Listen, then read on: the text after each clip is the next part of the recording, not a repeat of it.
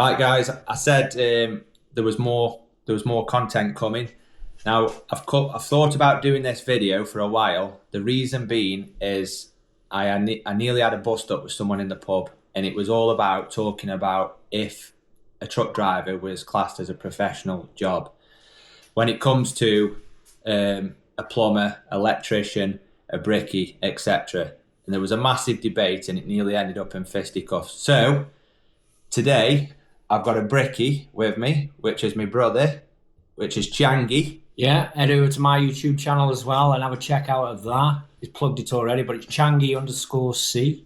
This is the first collaboration of YouTube. So hopefully anything that's discussed throughout this, I don't know what you call it, a bit of a podcast, if you like, whatever, drop in the comments and have your say, because I'm sure this is it's gonna cause some uproar. Some people will agree with me, some people agree with him, but let's see. So anyway, the first one I'm going to say is to start off this debate is, would you say both jobs would be classed as professional? So Ian's a brickie, I'm a truck driver. Or why would you say, would you say your job is professional or not? Me personally, no. I wouldn't say it was overly. Why would you say it's not a professional job? I mean, there's aspects, obviously, of the job that you need to be professional in, but my debate was about, the issue was someone was saying that their job was as classed as professional, if not on par as. Do you mean a skilled job? Skilled. Yeah.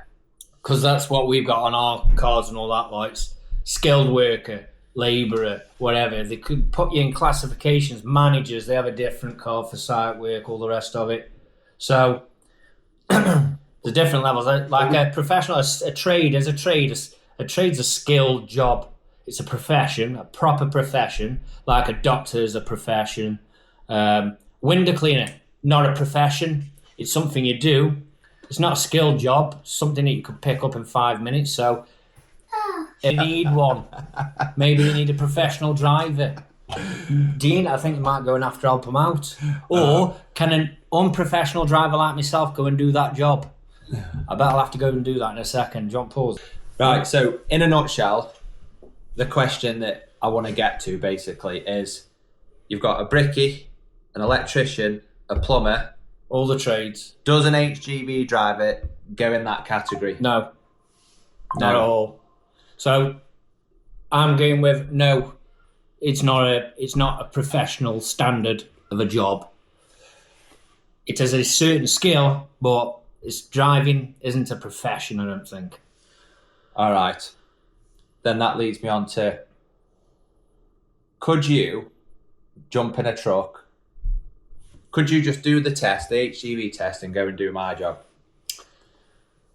I could be good at your job within weeks. Could I pick up a trowel and be good within weeks? No chance. No chance. Not weeks, not months. It takes a long time to become. Years. I would say, how long would it take to become good at driving? I know this because obviously I've done it. When I first come out the army, that's a different story we'll go into after. But you were a young lad when you were that age. Yeah, so when I come out the army and I went straight on to class ones, it was nerve-wracking. You're worried about going down country roads. You're worried about where your job may be, if there's bridges, if there's that. And all this comes with experience. I could imagine if you jumped in my truck now tomorrow and you drove into Manchester, you'd be going, what if? What if I get stuck here? What if there's a bridge? What if I've got to go around a tight bend? And you're not aware of all the things that you become, that comes with experience.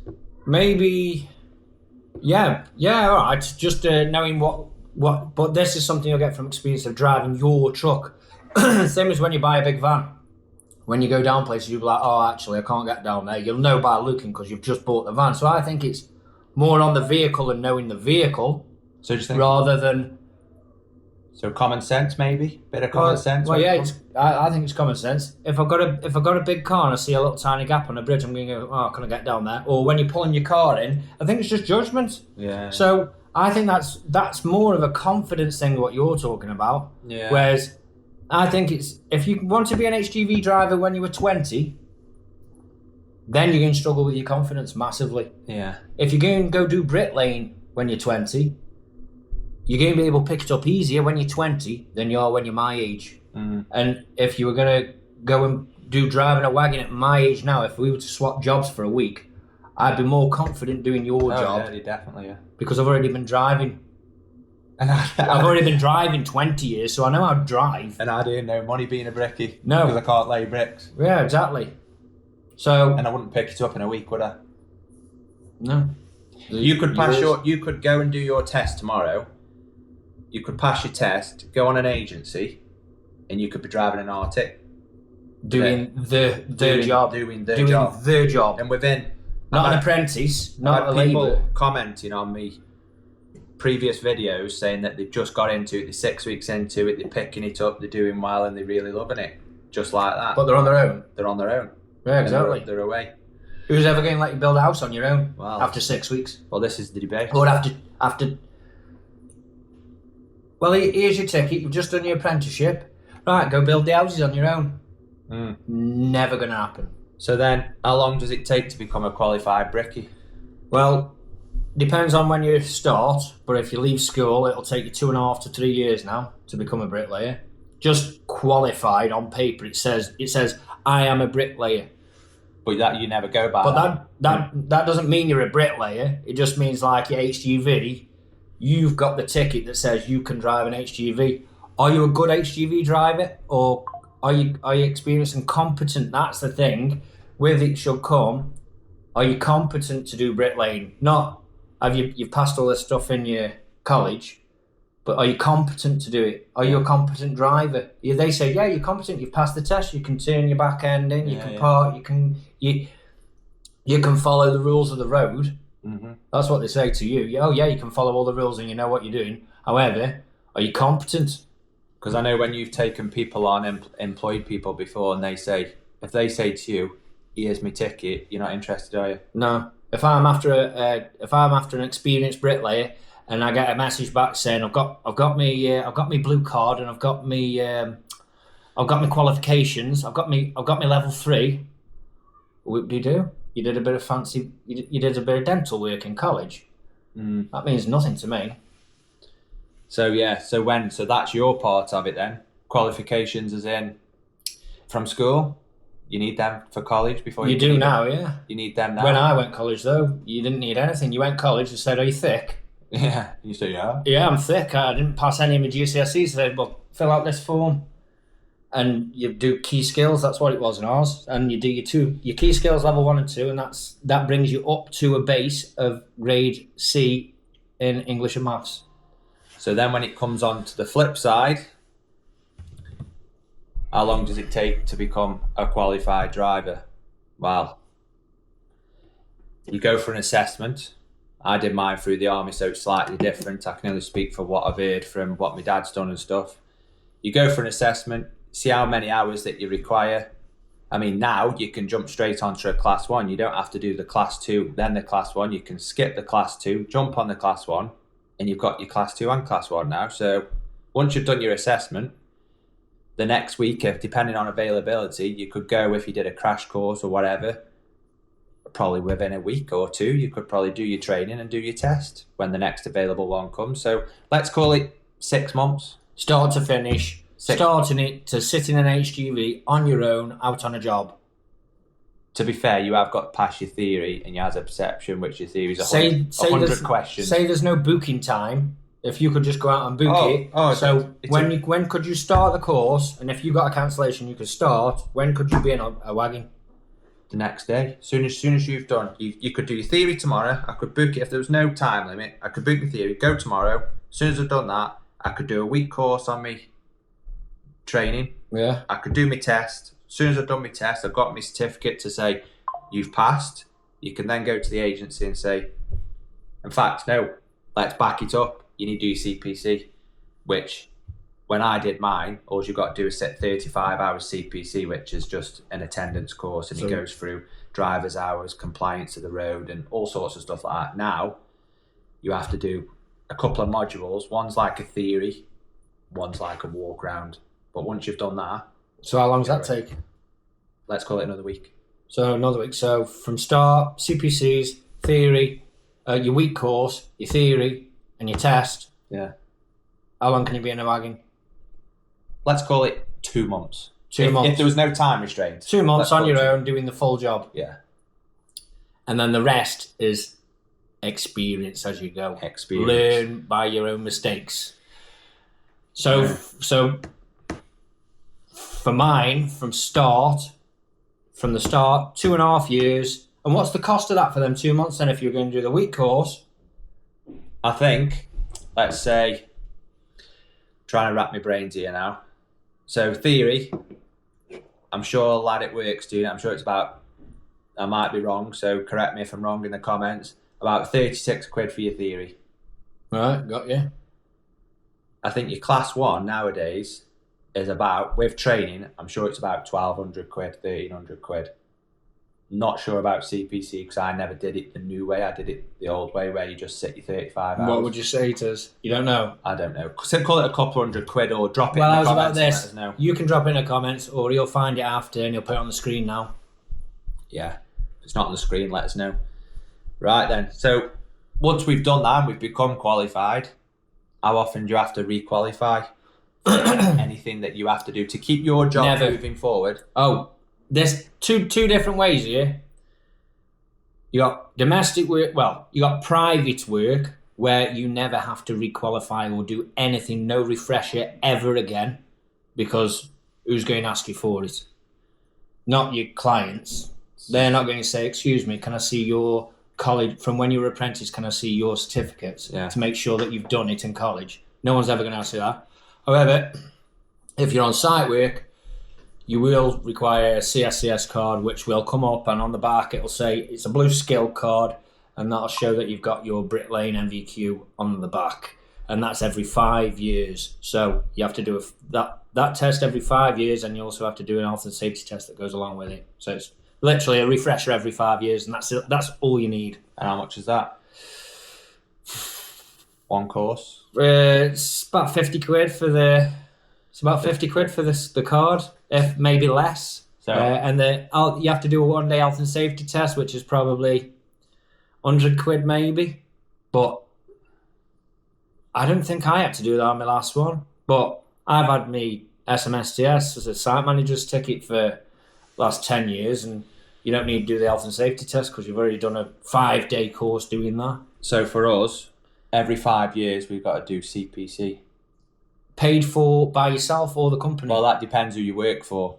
Our company is quite good because we can either, during COVID especially, we were going to the site.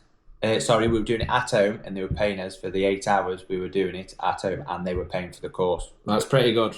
Some companies don't do that. Like my company, they pay for ADR and they pay for... What's ADR? Dangerous goods license, yeah. Which we need for, infectious substances for animals. But yeah, so every 5 years we've got to re-qualify in that, if you like. It's an attendance thing, or what companies do is they do one every year throughout the 5 years. Once you're 5 years up, you get your new one. But that is like, from when I paid to do it myself before, it was about 70 quid. That's all right. Per module. How many modules? 5. So 350 quid. Quick maths. So it's not cheap. It's probably double the price of our renewal. Yeah. Let's say if you're doing site work, it's double the price. It's double the cost of your ticket to get back to work. Right. Swiftly moving on. We don't want to drag it out too much. The high level of responsibility. This is where I think HGV driver will gazump a bricklayer. Personal opinion. You've got a big heavy machine that you're driving around the roads. You've got to have eyes up your backside.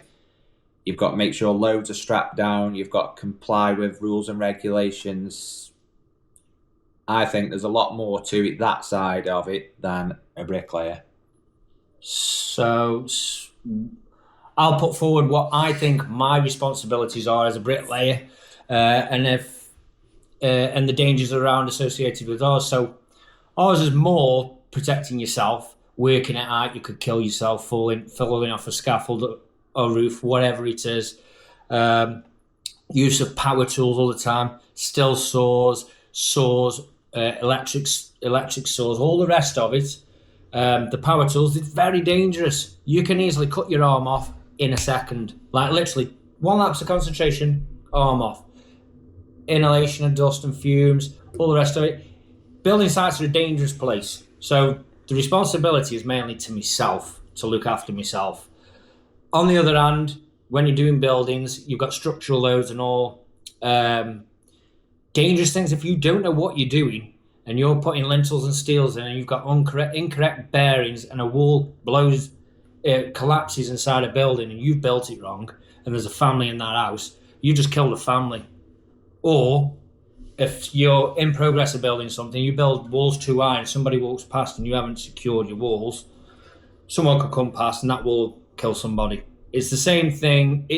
There's a high risk of loss of life doing my job, and it's mainly your own life that you could lose. So you're responsible for looking after your own health and safety. Basically. Your own health and safety, and be aware of others around you to make sure that they're safe as well. I know a Brickie who come off the top rung of the ladders not long ago, broke all his collarbone and everything. He was lucky to be alive, really, because there was something right behind him where it was a post where he could have fell on that and he'd been dead.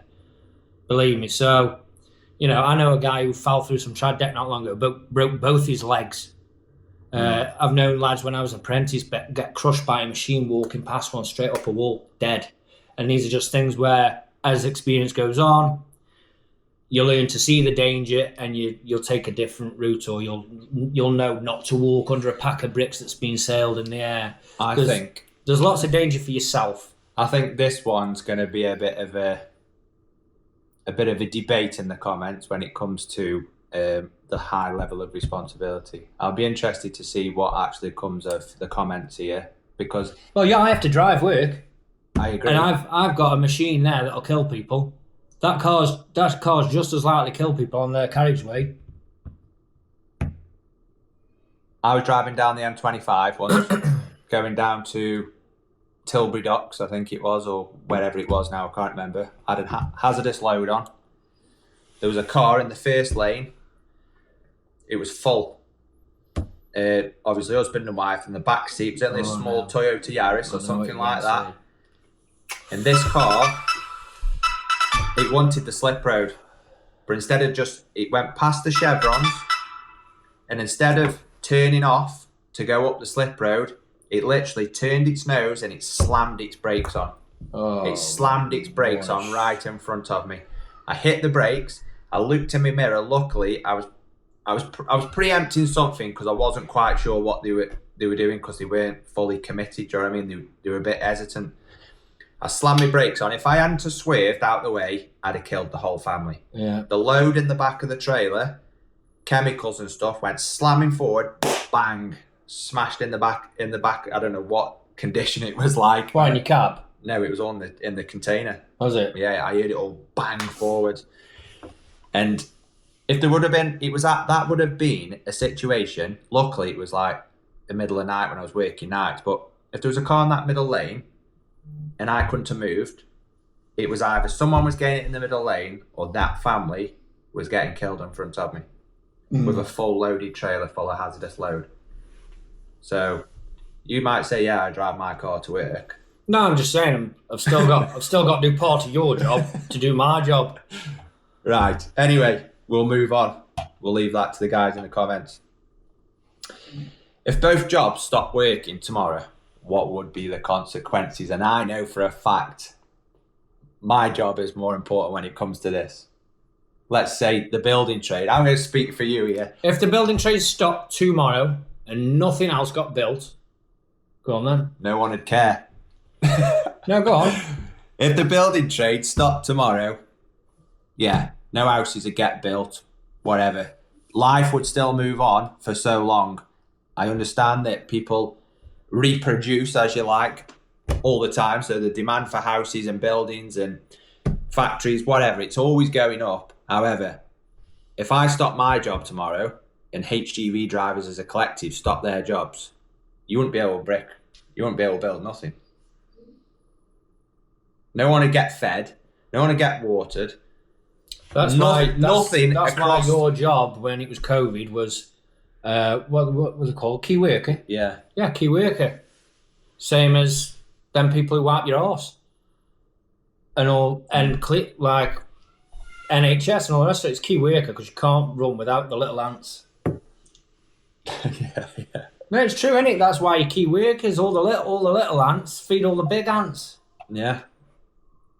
So if the building trade shut tomorrow, get some bunk beds. Yeah, get some bunk beds. Because that's all you're going to need when you're having more kids than that. And anyone who ain't got a house, go back to the old days when it was not as many houses getting built and you had 13 kids in one house. That's how it's going to be, I'm afraid, but no one's getting fed. Right, we'll move into the last couple now because it's dragging on a bit. Hours worked. How many hours would you say you work a week? Let's just go on last week's money and last week's wages because I know what it is.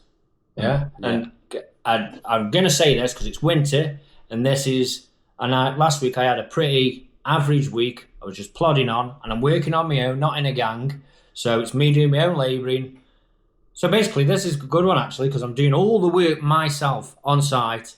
So I did 4 days last week.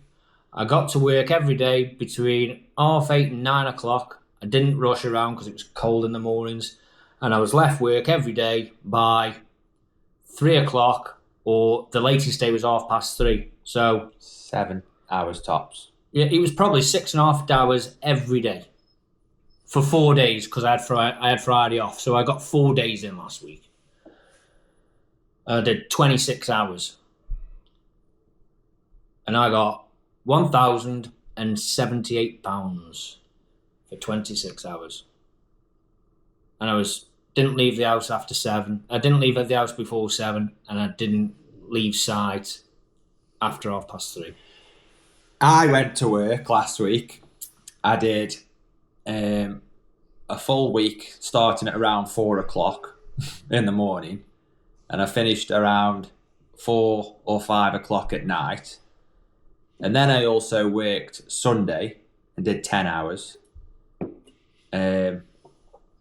Actually, that'll be going on to my next week's pay. But I'll be getting paid probably at £19 an hour. I mean, a lot of people are saying I must be an agency or I must be limited or whatever it may be. I'm on the books at £19 an hour, flat rate, no time and off or anything after 40 hours.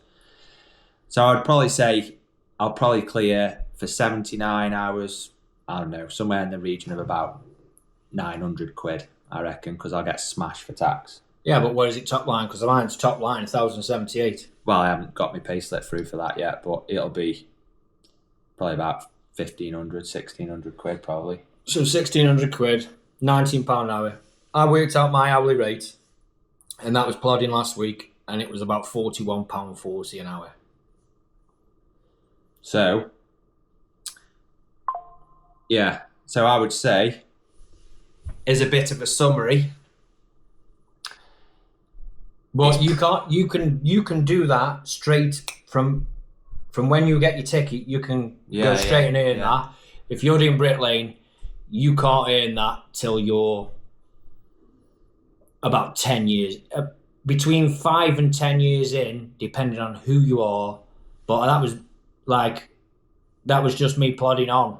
That isn't me try and go fast or anything. That's why it was a nice week to compare. Because if I said to them, right, you see what you can earn this week. Okay, so and I'll go and see what I can earn. We might do a video next week of what can I earn in a week. If you'd like to see that, and we'll come back and do another collab, and we'll compare the full wages of what we can actually earn, then let us know in the 1 comments. week. He's going to smash the hours, and I'm going to pray for no rain, warm days, because obviously mine's all on the nature. So I had a dry week last week, a little bit cold, but I could go out there next week and think I'm going to earn a load of money and come home with 200 quid. Yeah. And my feet up, sat in front of the fire, chilling. Yeah. Right, anyway, on that note, we're going to leave it there. So if you've liked this bit of podcasty collab, then don't forget to smash the thumbs up button. And if subscribe if you're not already to both channels. And if you want to learn a little bit about Brick Lane and the day-to-day stuff that goes on, and I also do other videos on all other things to do with the construction, then head over to my channel, Changi_C, on YouTube, Instagram, and TikTok, and Facebook. I'm also on there. And like and subscribe that channel if you want to. If you don't, reminder. Thanks for watching. Keep it nice and easy.